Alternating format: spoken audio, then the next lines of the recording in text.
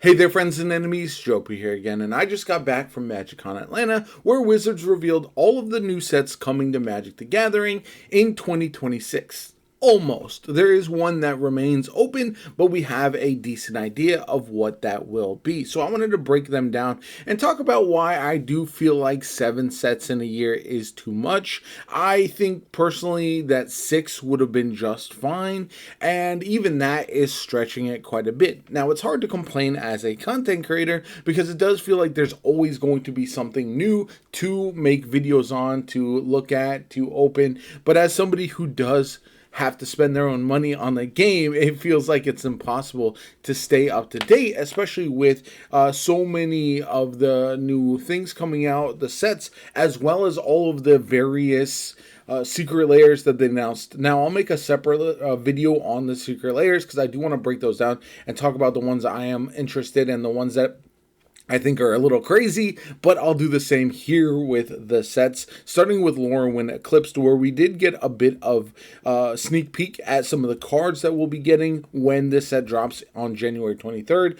2026. Now, don't forget, we still do have the Avatar set coming out in 2025, so this is not the next set dropping, but yeah, this is the next in-universe set, and one that I think a lot of people are going to be excited about. Ashling Rekindled, some of these cards as well are going to be double-sided, which is always a nice thing in my opinion, especially because it kind of combines two different colors that you can make use of, especially if you're running a red-blue deck, for example. This will allow you to use both sides to great effect, and I think Ashling is a good example of that. We have Emptiness over here as well. They also revealed a lot of the ways to purchase the Lorwyn set as well. Not only do we have play boosters, collector's boosters, but we also have this Draft Night set that is interesting option. It's not available right now, but essentially it is going to give you 12 play boosters, so you can do a pick 2 draft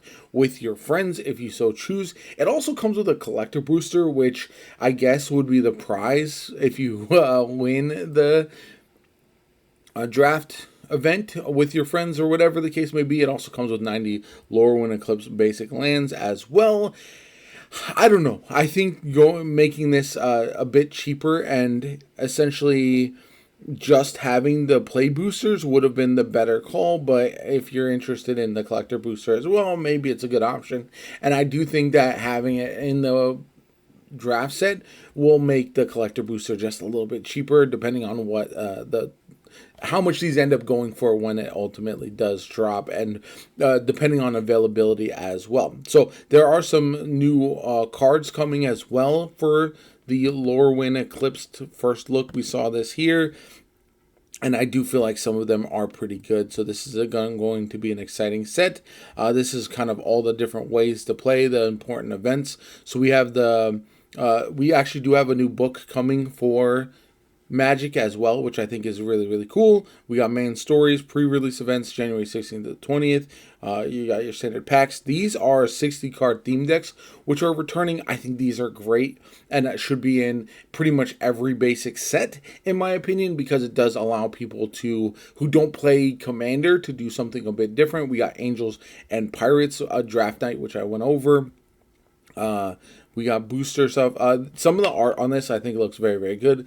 This Bitter Bloom Bearer is really nice, and I do feel like this is a very strong looking set with we got the Shocklands, we got the Fable frames, we've got a lot of new items to look forward to. So we do also have Commander decks. So it looks like they went with 2 Commander decks and 2 60-card theme decks. I think this is the way to go. I understand people want 4 new Commander decks, but I think this is a better option when it comes to diversifying, because you don't want to make these sets specifically only for Standard or only for Commander, and having a little combination of both I think is good. The bundle, as always, pre-release box. So I do feel like this is a strong looking set. I'm excited about this one, as I was Edge of Eternities, and I know some people were down on that set, but I think that set ended up turning out pretty good. So we'll be revealing a second set of 2026 at New York Comic Con October 10th, and this set will be available on Tabletop and MTG Arena. Once we announce the set, we'll publish all the reveals right here on Daily MTG. I believe this is going to be Teenage Mutant Ninja Turtles, or I think they teased another Nickelodeon set, so I feel like that's going to be what that is, but we'll have to wait and see. Then we get the second in-universe set of the year with Secrets of Strixhaven. This Omen of Chaos they revealed, I think looks awesome, right? Like, that's absolutely sick. This command tower also looks pretty good as like a throwback looking option, so this set releases in April. We'll get more looks in the future. But yeah, this is this book right here, Omens of Chaos, looks really, really good. Hopefully they have some cards based off of that for sure. Novel will follow a different group of Strixhaven students in their quest to discover who they're meant to be.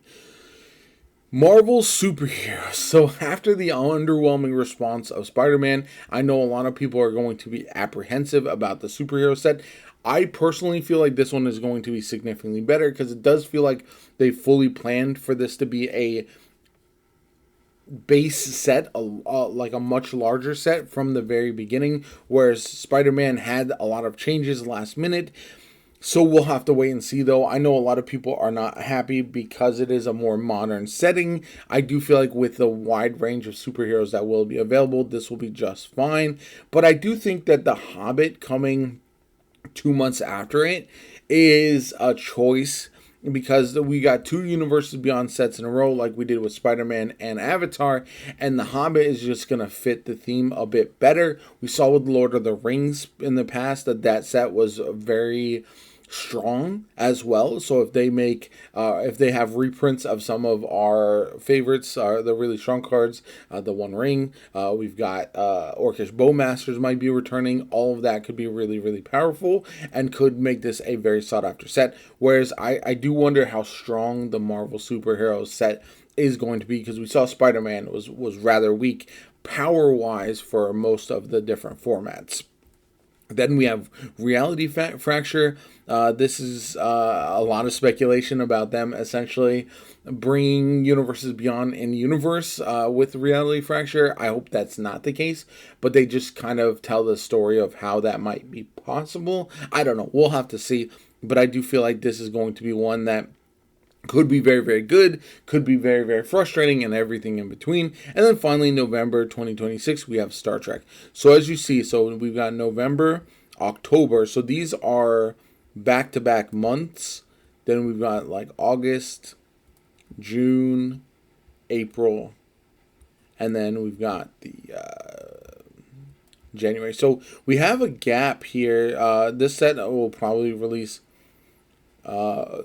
March, I would say, the unreleased one. So it will be 2 months between every set, except for we won't have a set in December. Instead, we will have Star Trek in the end of November, similar to what we had Spider-Man here end of September, early October, right into November for the Avatar set, which comes out in the near future. Anyway, let me know what you guys think. Is this too much? Too many Universes Beyond? Having more Universes Beyond sets than in-universe sets is a problem. Having 7 sets in a single year, also a problem. I think ideally, Universes Beyond are not going away, but 3 and 3 would have made a lot more sense. I feel like some of these Universes Beyond sets, because they are going to be smaller and not as strong, if the past is any indication, they are going to follow Assassin's Creed and Spider-Man, where they're ultimately going to be underwhelming. And the prices of the cards for Spider-Man kind of indicate how underwhelming it is. So I do feel like it's one of those where probably not going to be one that a lot of people are looking forward to. So whether it's this set here in March or whether it's the superhero set, I do feel like we're going to have, even the Star Trek. I think of all the sets that are going to underperform, Star Trek is probably number one. And then after that, it would be Marvel Superheroes, and then the unreleased set. I think The Hobbit is the strongest potential set, whereas Lorwyn Eclipse, I think, will absolutely be strong. I think Strixhaven could be a pretty solid set, maybe between these two, like Lorwyn, I kind of liken to Dragonstorm, which was, again, a very strong set overall. Then we got Strixhaven, and then Reality Fracture could be, I don't know. We'll have to wait and see how much more information we get on that one. But I worry that one will underperform, similar to something like Outlaws Thunder Junction or something, or those types of sets. It doesn't sound like it's going to be a hat set. If it is, it's going to be, I think that'll be a problem, but we'll have to see. Anyway, that's it for today. I just kind of wanted to go over my thoughts on all the sets coming, why I think we're getting too much at the end of the day, and hopefully in 2027 that does change, but I don't anticipate that. With how much money that they're making on these products and how many people are jumping into the game and all of that, I think this is the future of Magic, as disappointing as it is for somebody who wants to participate in every set. It's just not going to be possible going forward. Anyway, let me know what you guys think in the comments down below. Like the video as always, comment, subscribe, have a good one, and I'll catch you all later.